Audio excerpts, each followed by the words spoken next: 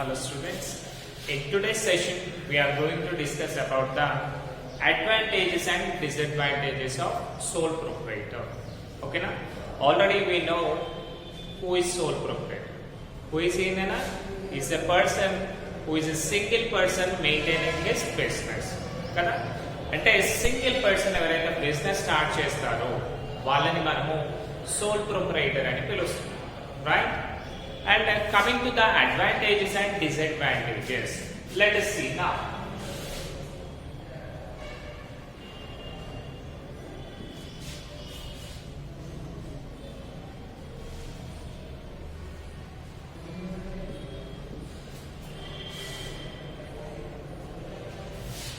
So let us know about these things.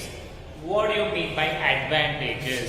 అంటే ఇప్పుడు చూడండి అన్న, మనం ఏదైనా బిజినెస్ పెట్టామనుకోండి, దానివల్ల మనకి ఏవైతే ప్రాఫిట్స్ ఉంటాయో, లాభాలు ఉంటాయో వాటినే మనము అడ్వాంటేజెస్ అంటామన్నమాట. అంటే బిజినెస్ పెట్టడం వల్ల మనకి సేఫ్టీ ఫీచర్స్ ఏంటి, అది ఒకటి.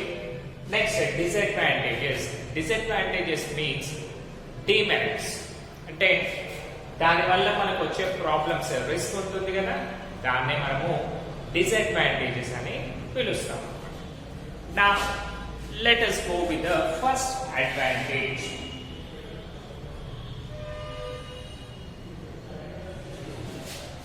Easy to wind up and form. Okay na? So ఇక్కడ చూడండి అన్న, మనకి easy to wind up and form. ఒకవేళ మనం బిజినెస్ వద్దు అనుకున్నాం అనుకోండి, సింపుల్ గా దాన్ని క్లోజ్ చేయొచ్చు. ఎట్ ద సేమ్ టైం మనం స్టార్ట్ చేయాలి అన్నా సరే, ఇప్పుడు చూడండి, ఓన్లీ సింగిల్ పర్సన్, అంటే ఆ పర్సన్ బిజినెస్ చేయాలి అని డెసిషన్ తీసుకుంటే చాలు, he can do the business happily. ఇప్పుడు చూడండి, ఫామ్ అంటే బిజినెస్ స్టార్ట్ చేసే ముందు ఎవరిని అడగాల్సిన అవసరం అంతటి లేదు, because he is the only sole proprietor of the business కదా.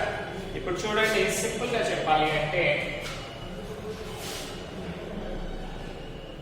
మీరు 4 ఫ్రెండ్స్ ఉన్నారు అనుకో, మీ 4 ఫ్రెండ్స్ కలిసి ఒక బిజినెస్ చేయాలి అనుకున్నారనుకో, ఏమవుతుంది, మీ అందరి టేస్ట్ అండ్ ప్రిఫరెన్సెస్, మీకు కావాల్సిన బిజినెస్ అదంతా కొంచెం క్లాషెస్ వచ్చే ఛాన్సెస్ ఉంటాయి.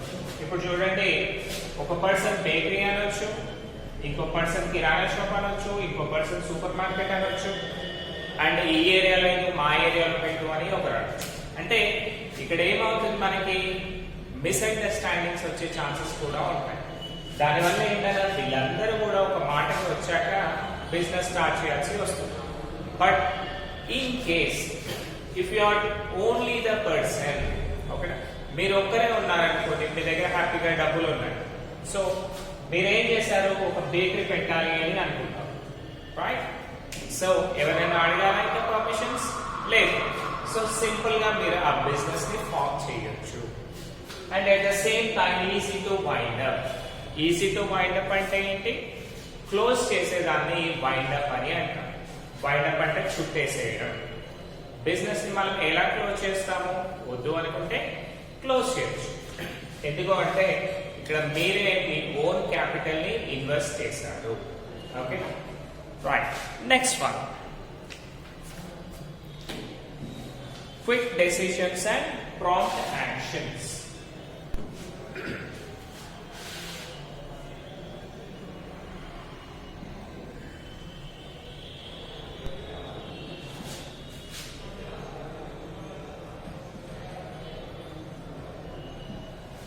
డెసిషన్స్ అండ్ ప్రాంప్ట్ యాక్షన్స్ అంటేనా, మీరు మీ బిజినెస్ లో ఎలాంటి సిచ్యువేషన్స్ లో అయినా సరే, మీరు ఓన్లీ 1 పర్సన్ కాబట్టి డెసిషన్స్ అనేవి based on the situations immediate గా మీరు తీసుకోవడానికి ఛాన్సెస్ ఉంటుంది. At the same time prompt actions means మీరు ఎప్పుడైతే చెప్తారో అప్పటి నుంచి దాన్ని ఇంప్లిమెంట్ కూడా చేయొచ్చు, because you are the only 1 person. Okay, so మీకు హెడ్డింగ్ వచ్చేసి ఫార్మ్ అండ్ వైండ్ అప్ ఉంటుంది కదా, let us write like that only.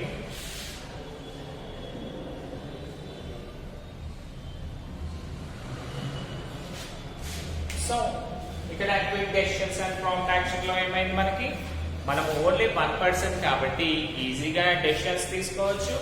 At the same time వాటిని ఇంప్లిమెంటేషన్ కూడా చేయొచ్చు. ఇప్పుడు మీరు బేకరీ పెట్టారు, ఒక పెద్ద ఫ్రిడ్జ్ తేవాలి అనుకున్నారు. సో డైరెక్ట్ గా తెచ్చేస్తారు, ఎందుకంటే వేరే వాళ్ళని అడగాల్సిన అవసరం లేదు. That is the thing. Next one,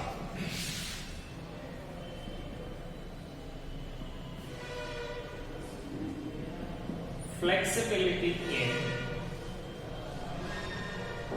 operations. అంటే మీరు the way of doing business, వాటినే మనము ఆపరేషన్స్ అని పిలుస్తాము. డైలీ చేసే ప్రతి దాన్ని కూడా ఆపరేషన్స్ అని పిలుస్తాం కదా. సో ఇక్కడ చూడండి, యూజువల్ గా మీరు ఒకరే బిజినెస్ చేస్తున్నారు కాబట్టి క్యాజువల్ గా లిటిల్ బిట్ స్మాల్ బిజినెస్ అయ్యి ఉంటుంది కదా. సపోజ్ మీరేంటి అంటే మీ బిజినెస్ ని ఒకవేళ ఎక్స్పాండ్ చేయాలి అనుకోండి, డైరెక్ట్ గా దాన్ని ఎక్స్పాండ్ చేస్తారు బేస్డ్ ఆన్ ద క్యాపిటల్. అంటే మీ దగ్గర ఏదైతే డబ్బులు ఉన్నాయో వాటిని బేస్ చేసుకొని బిజినెస్ ని according to the demand, right? మళ్ళీ కస్టమర్స్ డిమాండ్ ఇవన్నీ కూడా కావాలి కదా. సో వాటిని బేస్ చేసుకొని డైరెక్ట్ గా స్టార్ట్ చేస్తారు. ఇన్ కేస్ మీరు ఆ బిజినెస్ ని కొంచెం తక్కువ చేయాలి అనుకున్నారు అనుకోండి, అది కూడా మీ చేతుల్లోనే ఉంటుంది. ఎలా అంటే చూడండి అన్న, simply already we know this example. మీరేం చేశారు, ఒక సింగిల్ షట్టర్ తీసుకొని బేకరీ స్టార్ట్ చేశారు, రైట్? ఒకవేళ మీకు బిజినెస్ లో కస్టమర్స్ ఎక్కువ వస్తారు అనుకోండి, అప్పుడు ఏం చేస్తారు, దీనికి ఎక్స్టెన్షన్ ఇంకొక షట్టర్ తీసుకొని దాన్ని కొంచెం పెద్దగా చేస్తారు. ఇక్కడ ఏమవుతుందన్న, ఫ్లెక్సిబిలిటీ ఇన్ ఆపరేషన్స్. అంటే మీకు నచ్చిన విధంగా బిజినెస్ ని పెద్దగా చేయొచ్చు, చిన్నగా కూడా చేయొచ్చు. Next, direct motivation.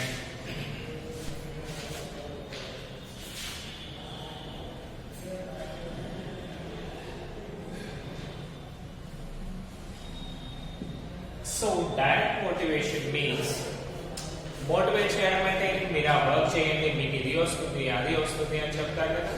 బట్ ఇక్కడ ఏంటి, మీరు ఓన్లీ సింగిల్ పర్సన్ కాబట్టి మీకు ప్రాఫిట్స్ వచ్చాయనుకోండి, ఎవరికి వస్తాయి, మీకే వస్తాయి కదా. సో ఇక్కడ ఏమవుతుంది అంటే, based on your work profits will be value కదా. అంటే మీరు ఎంత ఎక్కువ పని చేసుకుంటే అన్ని ప్రాఫిట్స్ మీకు వచ్చే ఛాన్సెస్ ఉంటాయి. కాబట్టి మళ్ళీ ఇంకా వేరే వాళ్ళు చెప్పాలా మీకు? లేదు, సింపుల్ గా మీ బిజినెస్ ని మీరే రిలాక్స్డ్ గా చేసుకుంటారు. అంటే ఇక్కడ చూడండి అన్న, your efforts are equally corresponding to your profits.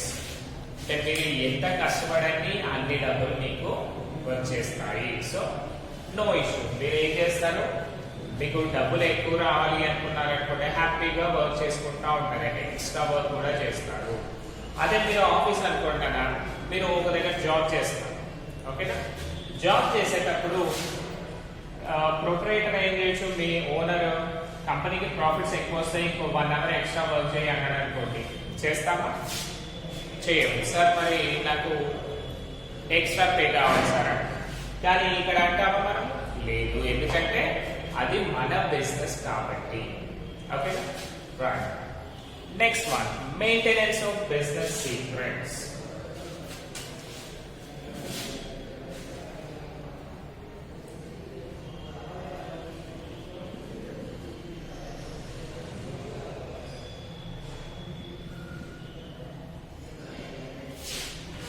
So general గా మనం చూసామనుకున్నానా, బిజినెస్ అనేది ఒక సక్సెస్ఫుల్ బిజినెస్ కావాలి అంటే కంపల్సరీ దాంట్లో సీక్రెట్స్ అనేది మాక్సిమం ఉండాలి. అప్పుడు మాత్రమే అది సక్సెస్ అనేది అవుతుంది. అంటే మనం తీసుకునే నెక్స్ట్ స్టెప్ మన అపోనెంట్ పీపుల్ కి తెలియకూడదు, ఓకేనా. బికాస్ మన అపోనెంట్ పీపుల్ కి, అంటే మన కాంపిటీటర్స్ కి కనుక మనం ఏదైతే చేస్తామో తెలిసింది అనుకోండి, వాళ్ళు ఏం చేస్తారు, మనకంటే ముందు వాళ్ళే ఆ న్యూ టెక్నాలజీని లాంచ్ చేసి మనకి లాస్ వచ్చే ఛాన్సెస్ కూడా ఉంటుంది. అందుకనే ఇక చూడండి, సింపుల్ గా ఈజ్ ఎ సింగిల్ పర్సన్ కాబట్టి అతను ఎవరికైనా షేర్ చేస్తాడా? చేయడు. కాబట్టి ఆ సీక్రెట్స్ అన్ని కూడా ఏంటంటే అతని దగ్గరే ఉండిపోతాయి. అంటే మనం ఏం చేయొచ్చు, బిజినెస్ సీక్రెట్స్ ని చాలా చాలా నీట్ గా మెయింటైన్ చేయొచ్చు. ఓకేనా? అండ్ మై డియర్ స్టూడెంట్స్, మీకు మెటీరియల్ లో డిఫరెంట్ గా ఉంటుందా, హెడింగ్స్ కానివ్వండి, లేదు అంటే ఆల్మోస్ట్ ఇక్కడ నేను వచ్చేసి 10 పాయింట్స్ చెప్తాను. ఇవన్నీ ఏంటి అడ్వాంటేజెస్ అన్ని కూడా 10 పాయింట్స్ చెప్తాను. మీకు అందులో ఎన్ని ఉంటే అన్ని మాత్రమే రాసేయండి. ఎగ్జాంపుల్ చూడండి, 10 మార్క్స్ అనుకోండి. ఓకేనా? 10 మార్క్స్ అయినప్పుడు ఏం చేయండి, అడ్వాంటేజెస్ 5 రాయండి, ఆర్ ఎల్స్ 6 రాయండి, డిసడ్వాంటేజెస్ 6 రాయండి. సో దాట్ మీకు గుడ్ మార్క్స్ వస్తాయి. ఓకేనా? Right. So according to based on text book నేను ఫాలో అవుతున్నాను కాబట్టి I'll go in detail with all the side points. Okay? Right. Next, the 6th one. Personal contact with customers.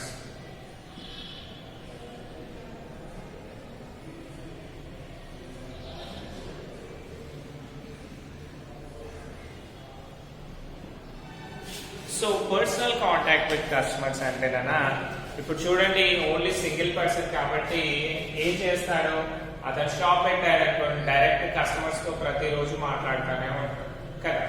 ఇప్పుడు చూడండి, నేను కిరాణా shop person అనుకోండి, owner అతనే ఉంటాడు, job చేసే పర్సన్ అతనే కదా, వర్క్ చేసే పర్సన్. అలాగే మీరు శానిటరీ షాప్ కి కానివ్వండి, ఫర్నిచర్ షాప్ కి కానివ్వండి, మాక్సిమం ఈ చిన్న చిన్న బిజినెస్ ఏవైతే ఉన్నాయో అక్కడ ఓనర్ వాళ్ళే ప్లస్ వర్క్ కూడా వాళ్ళే చేస్తారు. కాబట్టి వీళ్ళకి ఏంటంటే direct relationship with the customers ఉంటుంది. అంటే personal contact with the customer అనేది ఉంటుంది. దీనివల్ల మనకి అడ్వాంటేజ్ ఏంటి అంటే మనం ఎంత బిజినెస్ చేసినా కస్టమర్ అనే వాళ్ళు లేరనుకోండి, మనం హ్యాపీగా ఉంటామా? ఉండము.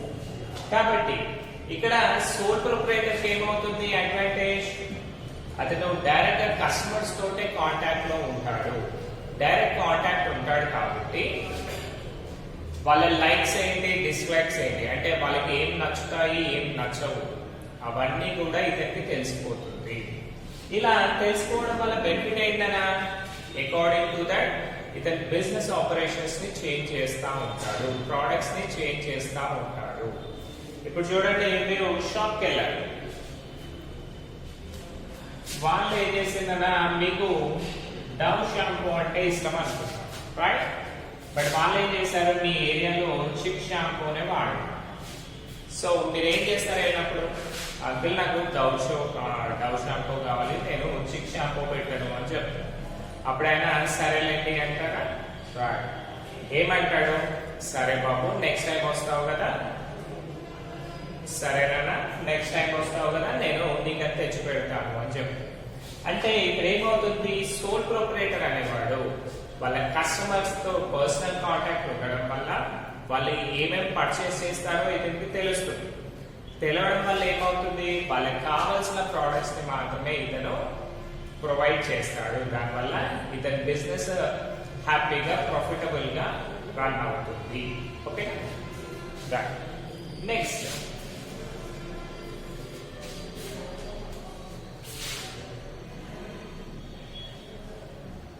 easy to raise finance. అంటే ఒకవేళ డబ్బులు కావాలి అనుకున్నానా, సో పార్ట్నర్స్ లో ఏమవుతుంది, కంపల్సరీ 2-3 పీపుల్ కంపల్సరీ ఒప్పుకోవాలి. బట్ ఇక్కడ only 1%. At the same time అతనికి సొసైటీలో ఒక మంచి పేరు అనేది ఉంటుంది కదా, గుడ్ విల్ అనేది ఉంటుంది. కాబట్టి based on that good will, good will అంటే ఏంటంటే రెప్యుటేషన్, అంటే సొసైటీలో మంచి పేరు ఉండేదాన్ని మనము గుడ్ విల్ అని పిలుస్తాము. సో ఇతనికి గుడ్ విల్ ఎలాగో ఉంటుంది కాబట్టి, సొసైటీలో మంచి పేరు ఉంటుంది కాబట్టి, ఒకవేళ అతను బిజినెస్ కి సంబంధించి ఫండ్స్ కావాలి అనుకోండి, అంటే క్యాపిటల్ రిక్వైర్మెంట్ లో ఉన్నాడు అనుకోండి, ఈజీగా అతను ఏం చేస్తాడు, క్యాపిటల్ ని అక్వైర్ చేసుకొని అతని బిజినెస్ ని ఇమీడియట్ గా స్టార్ట్ చేస్తాడు, అంటే ఎక్స్పాన్షన్ అనేది చేసుకుంటాడు. Next social desirable.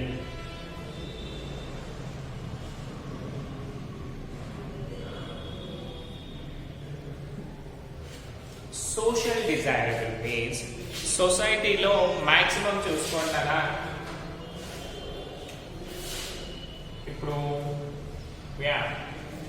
సో మనము as a most of the people are middle class people, వాళ్ళంతా ఏం చేస్తారన్నా బ్రాండ్ వైపు వెళ్తారా, నార్మల్ గా ఉంటారా, నార్మల్ ప్రోడక్ట్స్ నే యూజ్ చేస్తారు. అంటే చిన్న చిన్న కంపెనీస్ ఏవైతే స్టార్ట్ చేస్తాయో వాటి నుంచే మన బిజినెస్ అనేది అండ్ ఎవ్రీ పర్సన్ లైవ్లీహుడ్ అనేది మెయింటైన్ అవుతూ ఉంటుంది. ఓకేనా? కాబట్టి మనకి సోల్ ప్రొప్రైటర్స్ ఏంటి, లార్జ్ స్కేల్ బిజినెస్ చేస్తారా, లేదు చిన్న చిన్న కంపెనీస్ ని మాత్రమే స్టార్ట్ చేస్తారు. అవన్నీ కూడా ఎలా స్టార్ట్ చేస్తారు, based upon the taste and preference of middle class people. So middle class people చూసారనుకోండి, ఆల్మోస్ట్ 80 to 85% మిడిల్ క్లాస్ పీపులే ఉంటారు. కాబట్టి మనం సోల్ ప్రొప్రైటర్షిప్ ఏదైతే ఉందో అది అందరికీ సోషల్లీ డిజైరబుల్, అంటే సొసైటీలో ప్రతి ఒక్కరు కూడా డిపెండ్ అయ్యే ప్రోడక్ట్ అని అర్థం. ఇప్పుడు చూడండి అన్న, సింపుల్ గా షర్ట్స్ చూసామనుకోండి, పీపీ జీన్స్, లెవీస్ ఇవన్నీ ఉంటాయి. అవన్నీ మనం కొంటామా? లేదు. మనకి లోకల్లో దొరికేవి ఏవైతే ఉంటాయో వాటినే ఎక్కువగా ప్రిఫరెన్స్ ఇస్తాం, ఎందుకంటే అవి నచ్చుతాయి మనకి, డబ్బులు ఎక్కువ పెట్టాల్సి వస్తుంది కదా. సో ఇప్పుడు మనం ఏం చేస్తాం, మన కాస్ట్లీ ప్రోడక్ట్స్ ఇంట్రెస్ట్ అనేది ఉంటుంది, బట్ ల్యాక్ ఆఫ్ రిసోర్సెస్ మనం ఏం చేస్తాము, జనరల్ గా ప్రతి ఒక్కరు ఏవైతే యూజ్ చేస్తారో వాటిని మాత్రమే మనము యూజ్ చేస్తాం కదా. అందుకే సోల్ ప్రొప్రైటర్ బిజినెస్ అనేది సోషల్లీ డిజైరబుల్ అంటున్నాం, అంటే సొసైటీలో ప్రతి ఒక్కరు కూడా యాక్సెప్టబుల్ గా ఉండే వాటిని అని అంటున్నాం. Next one, self employment.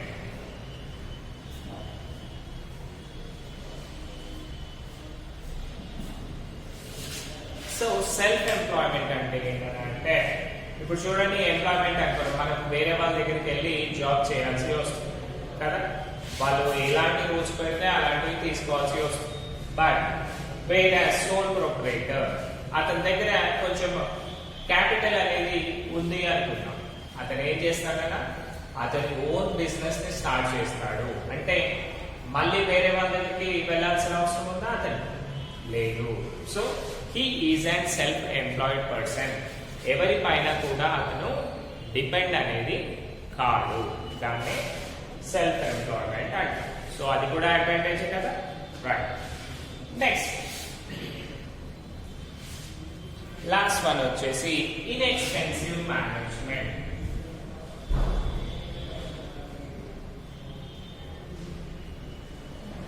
Inexpensive management అంటే కదా, నార్మల్ గా ఇప్పుడు చూడండి, రిలయన్స్, టాటా ఇవన్నీ చూసామనుకోండి కంపెనీస్, దాంట్లో మెయింటైన్ చేయడానికి ఓనర్ కాకుండా వేరే వాళ్ళని తీసుకుంటారు. సో వాళ్ళు ఊరికే వస్తారా కదా, లేదు, మేనేజర్స్, అసిస్టెంట్ మేనేజర్స్ వీళ్ళందరూ కూడా ఉంటారు. వాళ్ళందరికీ మళ్ళీ కంపెనీ ఏం చేయాల్సి వస్తుంది, they need to pay the salary. So అవన్నీ ఖర్చులే కదా. బట్ వేరాస్ మన సోల్ ప్రొప్రైటర్ కి ఆ ప్రాబ్లం ఉందా? లేదు. కాబట్టి this is an inexpensive management, అంటే ఎలాంటి ప్రాబ్లమ్స్ లేకుండా మనము బిజినెస్ ని స్టార్ట్ చేస్తున్నాము. ఎట్ ద సేమ్ టైం తక్కువ కాస్ట్ లో టోటల్ బిజినెస్ ని కూడా మనమే మెయింటైన్ చేస్తాము. Right, these are the 10 points of advantages. And now coming to the disadvantages, అంటే సోల్ ప్రొప్రైటర్ వల్ల మనకి ప్రాబ్లమ్స్ ఏమి ఉన్నాయి, let us discuss now.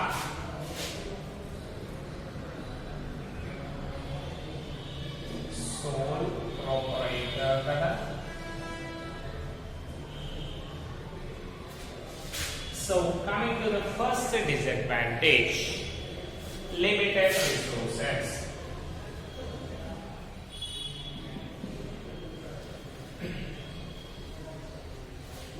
Limited resources చేస్తున్నాడు కాబట్టి అతని దగ్గర మాక్సిమం క్యాష్ ఉండే ఛాన్స్ ఉందా? లేదు. కాబట్టి ఇతనేంటన్నా పెద్ద బిజినెస్ స్టార్ట్ చేయగలుగుతాడా? చేయలేదు.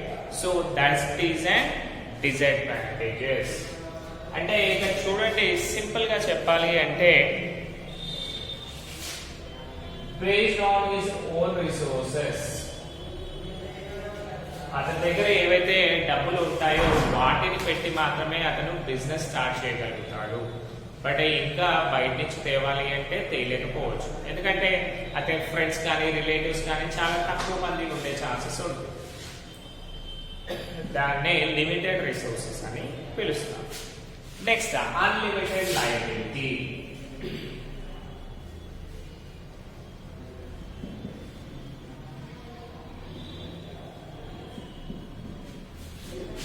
So what you mean by liability? Liability అంటే అప్పులు.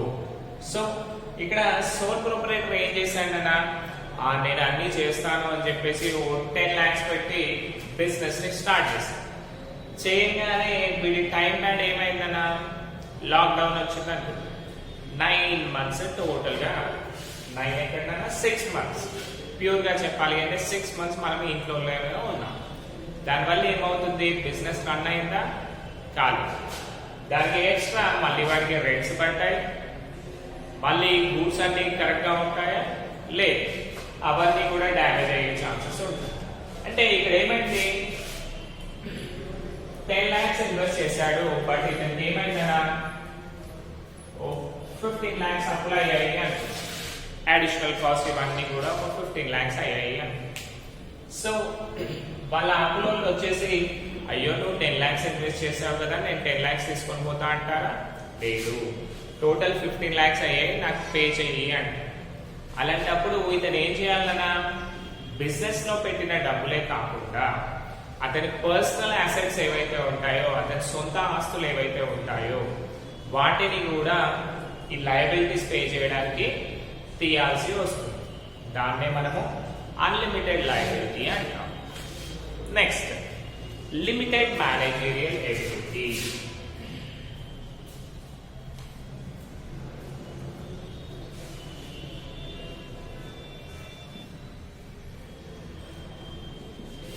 సో లిమిటెడ్ మేనేజరియల్ ఎబిలిటీ అంటే ఏంటన్నా, ఇతను ఓన్లీ సింగిల్ పర్సన్ కాబట్టి, సపోజ్ ఆయన బైపీసీ చేసింది అనుకోండి, ఏమవుతుందన్నా ఓన్లీ మెడిసిన్ సైడే మనకి నాలెడ్జ్ ఉంది.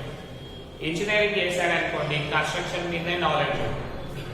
సిఈసి చేశాడు అనుకోండి, ఎంబీఏ చేశాడు అనుకోండి, బిజినెస్ ఎలా చేయాలి, ప్రాఫిట్స్ అండ్ లాసెస్ అనేది తెలుసు. బట్ ఆ మిడిల్లో వేరే థాట్స్ ఉంటాయా? ఉండదు.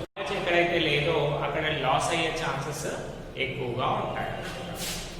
Next lack of continuity.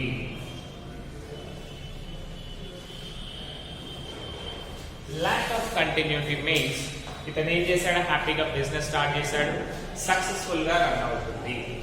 ఒకవేళ ఇతను ఎక్కడైనా పెళ్లికి వెళ్ళాల్సి వచ్చింది అనుకోండి, బిజినెస్ ఎవరు రన్ చేస్తారు? ఆ రోజు బిజినెస్ క్లోజ్ కదా. ఎందుకంటే ఈయన ఒకడే పర్సన్. నెక్స్ట్ ఒకవేళ ఇతనికి ఫీవర్ వచ్చింది అనుకోండి, మళ్ళీ వేరే వాళ్ళు చూస్తారా? చూడరు. ఆ రోజు close.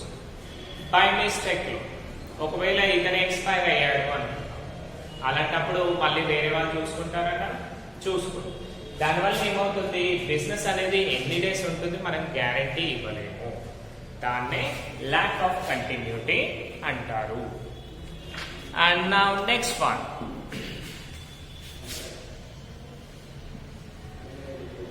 not suitable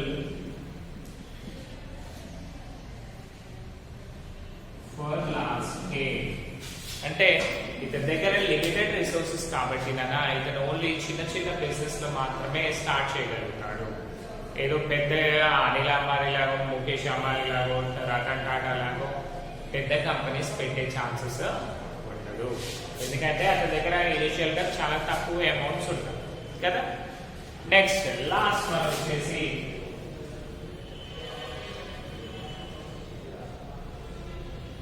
wrong decisions. అంటే ప్రతిసారి కూడా ఇతనికి నాలెడ్జ్ లేని దాంట్లో ఏం కావచ్చు, కరెక్ట్ డెసిషన్స్ తీసుకునే ఛాన్సెస్ ఉండవు. సపోజ్ ఇతను బైపీసీ పర్సన్, అతనికి కన్స్ట్రక్షన్ ఇండస్ట్రీ పైన నాలెడ్జ్ లేదు, దాంట్లో ఇన్వెస్ట్ చేశాడు అనుకోండి, ఏమవుతుంది, అతని కింద ఉండే ఎంప్లాయీస్ ఏం చేయొచ్చునా, సరే ఈ కన్స్ట్రక్షన్ కి 2 బస్తాలు కానీ 4 బస్తాలు కావాలి అనొచ్చు.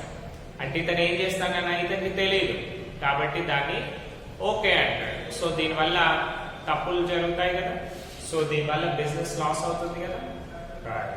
సో అది రాంగ్ డెసిషన్స్ కిందకి వస్తుంది. ఓకే స్టూడెంట్స్, ఈ ఆన్సర్ అలా మీకు 10 మార్క్స్ పాయింట్ ఆఫ్ వ్యూలో చాలా చాలా important. So my dear students, దీన్ని జాగ్రత్తగా ఈరోజు విన్నారు కదా, దీన్ని టోటల్గా చదివేసేయండి. ఓకేనా? Thank you.